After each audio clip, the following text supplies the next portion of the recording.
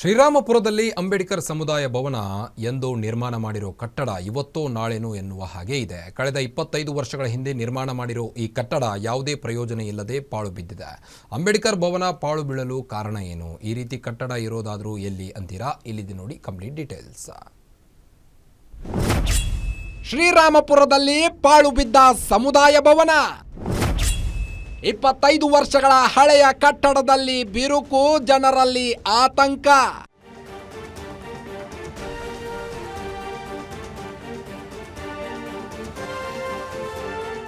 ನಗರದ ಶ್ರೀರಾಮಪುರದಲ್ಲಿ ಸುಮಾರು 25 ವರ್ಷಗಳ ಹಿಂದೆ ನಿರ್ಮಾಣ ಆಗಿರೋ ಅಂಬೇಡ್ಕರ್ ಭವನ ಸಂಪೂರ್ಣವಾಗಿ ಪಾಳು ಬಿದ್ದಿದೆ. ಸದ್ಯ ಈ ಅಂಬೇಡ್ಕರ್ ಸಮುದಾಯ ಭವನದ ಜನರಿಗೆ, ಸ್ಥಳೀಯರಿಗೆ ಕಂಟಕವಾಗಿ ನಿಂತಿದೆ. ಆದರೆ ಸುಮಾರು 25 ವರ್ಷಕ್ಕೂ ಹಳೆಯದಾದ ಕಟ್ಟಡ ಸದ್ಯ ಬೀಳುವ ಸ್ಥಿತಿಯಲ್ಲಿದೆ. ಬಿರುಕು ಬಿಟ್ಟಿರೋ ಗೋಡೆ, ಗಿಡಗಳು ಬೆಳೆದು ಕಾಂಪೌಂಡ್ ನಲ್ಲಿ ಗಿಡ ಮರಗಳೇ ತುಂಬಿ ಹೋಗಿವೆ. ಈಗಲೋ ಆಗಲೋ ಎನ್ನುವಂತಿರೋ ಅಂಬೇಡ್ಕರ್ ಸಮುದಾಯ ಭವನ ಸದ್ಯ ಈ ಕಟ್ಟಡವೇ ಸ್ಥಳೀಯ ಜನರಿಗೆ ತಲೆನೋವಾಗಿದೆ. ಆಮೇಲೆ ಮತ್ತೆ ಬೇರೆ ಏನಾರ ಮಾಡೋಣ ಅಂತ ಸ್ಕೂಲ್ ಏನೋ ಮಾಡಿದ್ರು, ಮಕ್ಳು ಚಿಕ್ಕ ಮಕ್ಳದ್ದು ಸ್ಕೂಲು ಇವಾಗ ಈ ತರ ಇದೆ ಅಷ್ಟೇ. ಅದನ್ನ ಇದ್ ಮಾಡ್ಬಿಟ್ಟು ಬೇರೆ ಏನಾರ ಮಾಡಿದ್ರೆ ಚೆನ್ನಾಗಿರುತ್ತೆ. ಅದ್ ನಾವು ಇನ್ಫಾರ್ಮ್ ಮಾಡ್ಬೇಕು, ಯಾರನ್ನ ಇಲ್ಲಿರೋರು ಎಲ್ಲ ಇನ್ಫಾರ್ಮ್ ಮಾಡಿದ್ರೆ ಆಗುತ್ತೆ.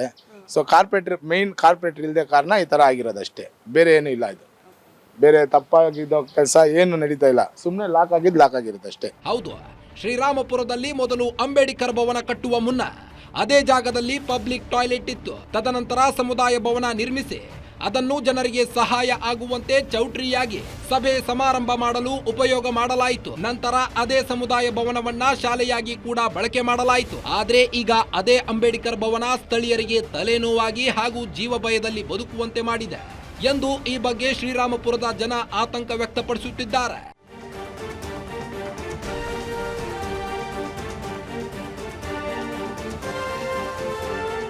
ಒಟ್ಟಾರೆಯಾಗಿ ಶ್ರೀರಾಮಪುರದ ಜನ ಆಗೋ ಈಗೋ ಅಂತಿರೋ ಅಂಬೇಡ್ಕರ್ ಭವನ ಕಟ್ಟಡದ ಬಗ್ಗೆ ಆತಂಕ ವ್ಯಕ್ತಪಡಿಸುತ್ತಿದ್ದು, ಇನ್ನಾದರೂ ಅದಕ್ಕೆ ಸಂಬಂಧಪಟ್ಟ ಅಧಿಕಾರಿಗಳು, ಸ್ಥಳೀಯ ಶಾಸಕ ಸುರೇಶ್ ಕುಮಾರ್ ಅವರು ಕ್ರಮ ಜರುಗಿಸುತ್ತಾರಾ ಎಂದು ಕಾದು ನೋಡಬೇಕಾಗಿದೆ. Shami Shetty, metro bureau, guarantee news, Bengaluru.